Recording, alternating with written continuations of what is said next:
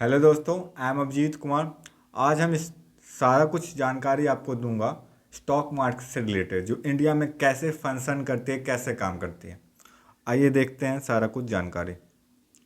इस एक वेबसाइट से मैं सारा चर्चा कर रहा हूँ, stockphobia.com से। आप यहाँ आकर अच्छा से स्टडी कर सकते हैं सिंपल वे में।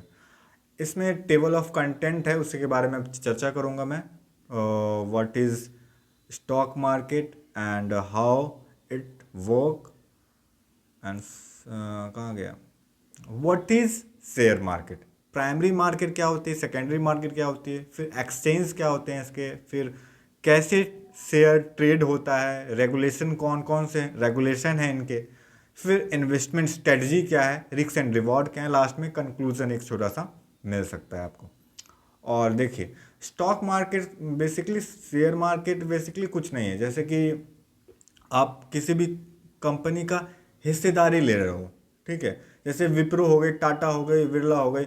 आप बड़े बड़े इंडस्ट्री हो गया, जो आप उतने बड़े इंडस्ट्री को आप खुद ही नहीं लगा सकते, लेकिन उसमें एक निवेश करके छोटा सा आप उसका उसके पार्टनर बन सकते हो, उसके हिस्सेदारी खरीद सकते हो, ताकि भविष्य में वो कंपनी अगर प्रॉफिट करे तो आपके भी पैसे बने, ताकि आप उसके पैसे को, आप उनके शेयर को बेचकर अच्छा खासा प्रॉफिट जनरेट कर सकें। तो मार्केट में क्या होती है, बेसिकली दो मार्केट होती है। एक होती है प्राइमरी मार्केट, एक होती है सेकेंडरी मार्केट। ये सारा जानकारी आपको इस वेबसाइट में मिल जाएगी, लेकिन मैं सिंपल वे से आपको समझा रहा हूँ। प्राइमरी मार्केट बेसिकली वो होती है जो नई नई कंपनी होती है ना, वो अपने शेयर कस्टमर को देने के लिए, जैसे आपको देने के लिए आईपीओ लेके आती है, इनिशियल पब्लिक ऑफर। उसके थ्रू कंपनी पैसे राइज करती है। जैसे आईपीओ आती है, लॉट में आती है। लॉट क्या होता है, लॉट थक्का।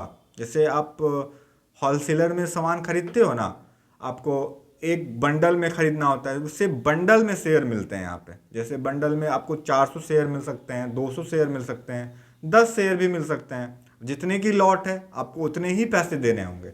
जैसे बेसिकली ज़्यादातर शेयर 14,000 15,000 के रेंज में आती है। कुछ कुछ शेयर 1 लाख 2 लाख के भी लॉट में मिलते हैं, ठीक है। वो शेयर पे डिपेंड करता है, स्टॉक्स पे डिपेंड करता है, ठीक है। तो वो जो शेयर मार्केट में आती है, आप बिड के थ्रू जो शेयर खरीदते हो, उसको कहते हैं प्राइमरी मार्केट। जब वो शेयर लिस्ट हो जाती है मार्केट में, तब आप एनईसी और बीएसई के थ्रू शेयर जब खरीदते हो या बेचते हो, तो उसको कहते हैं हम सेकेंडरी मार्केट। इसमें सारा जानकारी दिया हुआ है, आप पूरे अच्छे से देखकर समझ सकते हैं, ठीक है। एनईसी होती है नेशनल स्टॉक एक्सचेंज, बीएसई होती है Bombay stock exchange. BSE list है तो उसको कहते हैं सेकेंडरी मार्केट। और बीएसई एक तरह का एक्सचेंज भी है, बीएसई एनएसई, जहां पे आप अपने पैसे को देकर शेयर खरीदते हो। तो पैसे दिए, पैसे से बदल गया आपका शेयर के फॉर्म में। जैसे आप फॉरेन ट्रेड एक्सचेंज देखते हो ना, तो फॉरेन करेंसी देते हो, इंडियन रुपीज़ मिल जाती है, या इंडियन रुपीज़ दोगे फॉरेन करेंसी ले लोगे, है ना। तो उसी तरह यहाँ रुपया दिए और हम लोग शेयर खरीद लिए, है ना। एनईसी और बीएसई दो ही शेयर यहाँ पे मार्केट में हैं। ऐसे बहुत सारे शेयर हैं, लेकिन यहाँ पे मार्केट में सिर्फ शेयर मार्केट में अभी फिलहाल दो शेयर आते हैं। दो शेयर लिस्ट, एक ही शेयर लिस्ट है, दो एक्सचेंज आते हैं, ठीक है। अब इनके एनईसी के नेशनल स्टॉक एक्सचेंज के आईपीओ भी आ सकते हैं फ्यूचर में, ठीक है।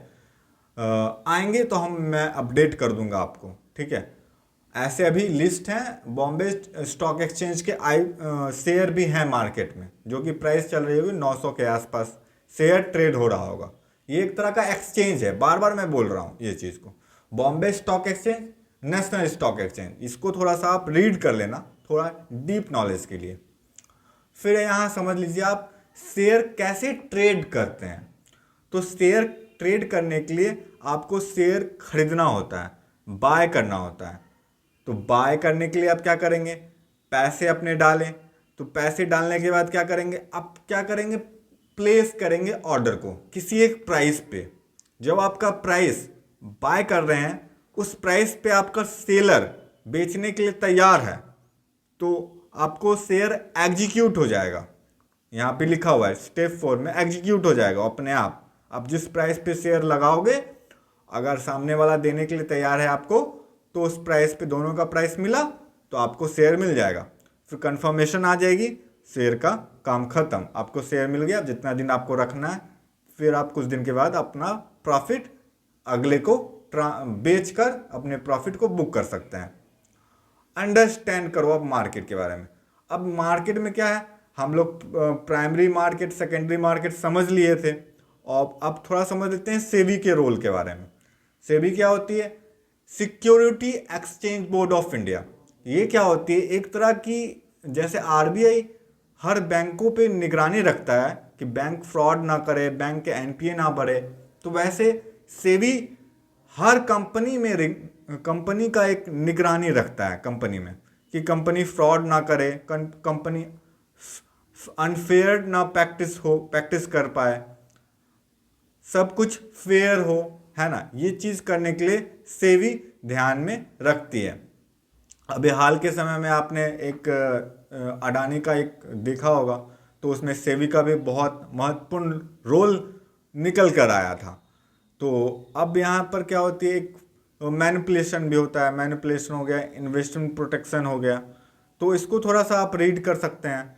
अब इन्वेस्टमेंट प्रोटेक्शन क्या होती है? तो इन्वेस्टमेंट प्रोटेक्शन में वही हो गया, जैसे यहाँ पे कुछ सेबी का रोल आ जाता है इसमें। सेबी वॉच करते रहती है हर पार्टिकुलर शेयर में, जैसे कि जैसे कोई भी शेयर अगर तेज़ी से भाग रहा है, मतलब डेली 20% 20% का सर्किट लगा रहा है, तो सेबी क्या करती है, उस सर्किट को नीचे कर देती है, 5% का सर्किट पे कर देती है। उसी के विपरीत अगर शेयर नीचे जा रहा है, डेली 20% सर्किट, लोअर सर्किट मार रही है, 20% शेयर नीचे जा रहा है रोज, तो सेबी क्या करती है, 5% का लोअर सर्किट कर देती है कि आप 5% ही डेली नीचे गिरा सकते हैं।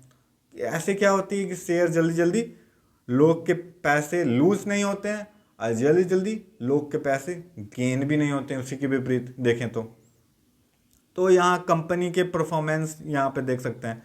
तो इसमें देख सकते हैं जैसे कि आपका अगर बेकरी का दुकान है, तो आप देखोगे क्या कि कितने बेकरी बिक रहे हैं, उसके हिसाब से प्रॉफिट और लॉस कैलकुलेट करोगे, फिर वैल्यूएशन देखोगे, बहुत सारे चीज़ फैक्टर होते हैं। तो वैसे ही कंपनी के परफॉर्मेंस देखी जाती है, कंपनी के सेल्स हो रहे हैं कि नहीं हो रहे हैं, ये सारा कुछ डाटा देखते हुए, सारा कुछ जानकारी लेते हुए कंपनी को हम लोग एनालाइज करते हैं क्वार्टरली बेसिस पे, और इनके रिजल्ट आते हैं हर क्वार्टर में, ठीक है।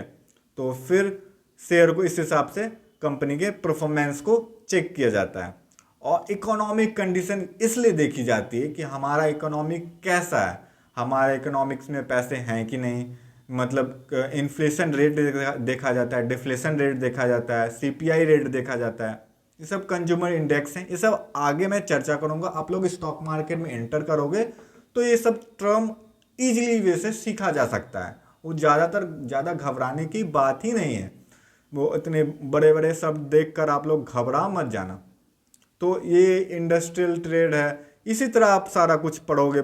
गवर्नमेंट पॉलिसी होती है, गवर्नमेंट कैसा कैसा पॉलिसी कर रहे हैं, जैसे अभी ईवी सेगमेंट का बहुत चर्चा हो रहा है, ग्रीन रिवोल्यूशन आ रही है, तो ये सारा कुछ नया चेंजिंग आ रही है, इसमें गवर्नमेंट पॉलिसी भी बना रही होगी। अभी आज के कुछ दिन पहले आज एक वीडियो भी निकल कर आया था पार्लियामेंट में, मोदी गवर्नमेंट ने क्या कहा कि जिस शेयर के बारे में अगर विपक्षी गलत बोले, समझ लेना वही शेयर भागेगा ऊपर। ऐसा कुछ मोदी का स्पीच आया था। मैंने हो सकेगा तो मैं उस वीडियो क्लिप को भी आपको दिखाने की कोशिश करूंगा।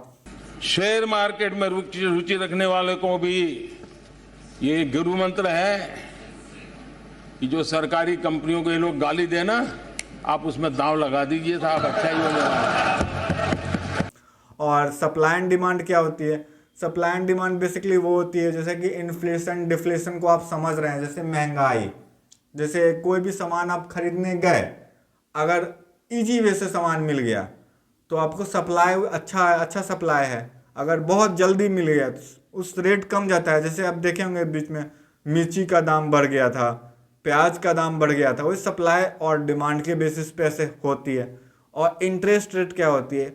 बैंक का इंटरेस्ट रेट डिपेंड करता है मार्केट को लेकर, वो मैं हर वीडियो में कुछ ना कुछ चर्चा करता हूँ। तो इंटरेस्ट रेट भी बहुत मार्केट को इफेक्ट पड़ती है। तो इंटरेस्ट रेट जैसे बैंक इंटरेस्ट रेट बढ़ाए,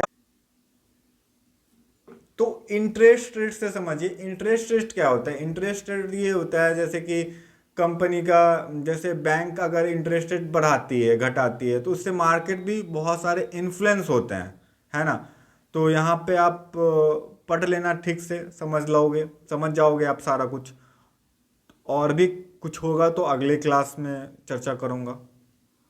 और कंपटीशन क्या होता है, उसी तरह कंपटीशन होते हैं हर शेयर के, ठीक है। तो फेस वैल्यू इसमें नहीं बताएगा ये सब नहीं। करेंसी रेट, इन्वेस्टमेंट स्ट्रेटजी, देखिए यहाँ से बताएंगे।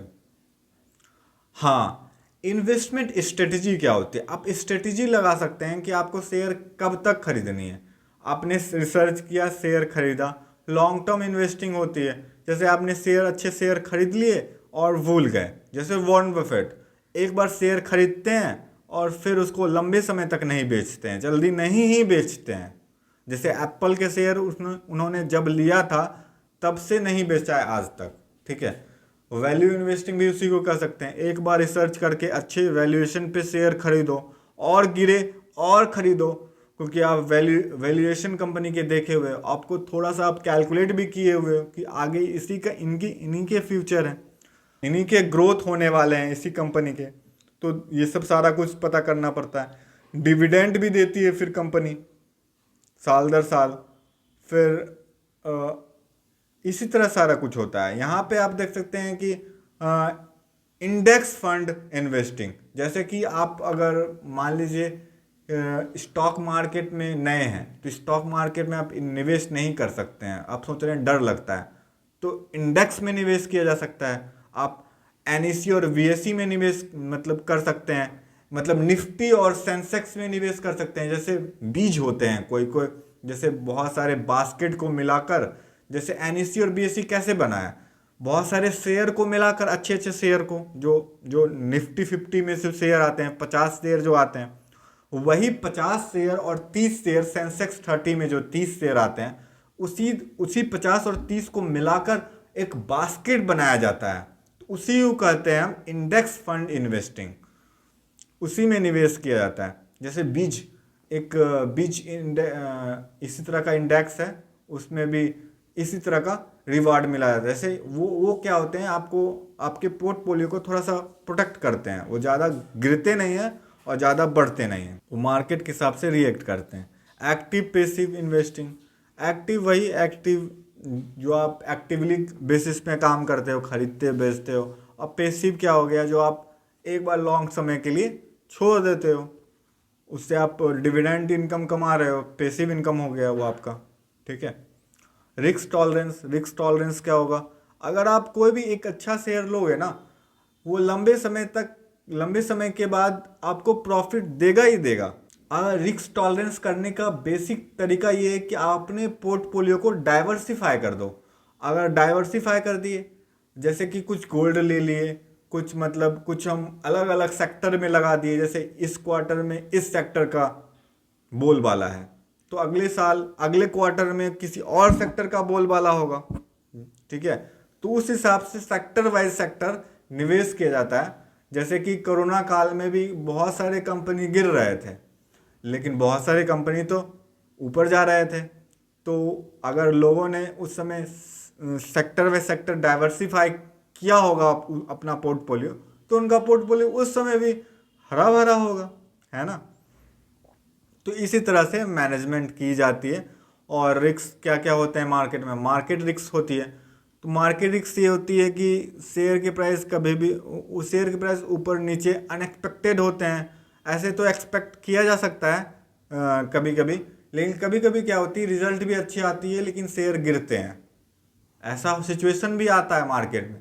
तो उस समय मार्केट रिस्क थोड़ा लगा रहता है। कंपनी रिस्क भी लगी रहती है, ये कंपनी के रिजल्ट कैसे आएंगे, परफॉर्मेंस कैसे करेगी कंपनी, अगले क्वार्टर क्या होंगे, अच्छे होंगे गलत होंगे, पुअर मैनेजमेंट कैसा है कंपनी का, ये सब कंपनी के मैनेजमेंट चेंज हो रहे हैं तो कौन से मैनेजमेंट आ रहे हैं, ये सब ध्यान देनी होती है।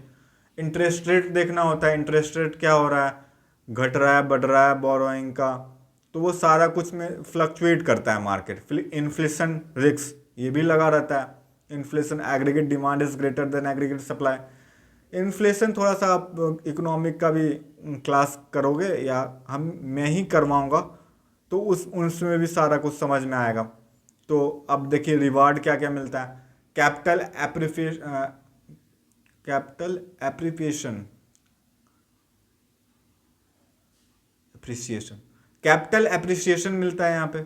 रिवार्ड देखिए यहाँ पे क्या क्या मिलता है, रिवार्ड मिलता है, कैपिटल एप्रिसिएशन मिलता है, डिविडेंड इनकम मिलता है, कंपाउंड ग्रोथ मिलता है, अचीविंग गोल होता है। आपका जो भी गोल होगा, जैसे आपको कार लेनी है, आपने गोल सेट किया कि हमको 5 साल बाद कार लेनी है, इतनी अमाउंट है, तो उसमें देख लिया आपने, कैलकुलेटर होता है अवेलेबल, तो उसमें देख लिया कि हमको कितना % रिटर्न चाहिए, उस हिसाब से आपने रिस्क लिया कि आपको बहुत ज़्यादा ही अगर % का रिटर्न चाहिए साल दर साल, तो आपने स्मॉल कैप कंपनी में निवेश किया, अच्छे फंडामेंटल ढूंढ कर जिसके ग्रो हैं कंपनी के आने वाले समय में, वो सारा कुछ होती है।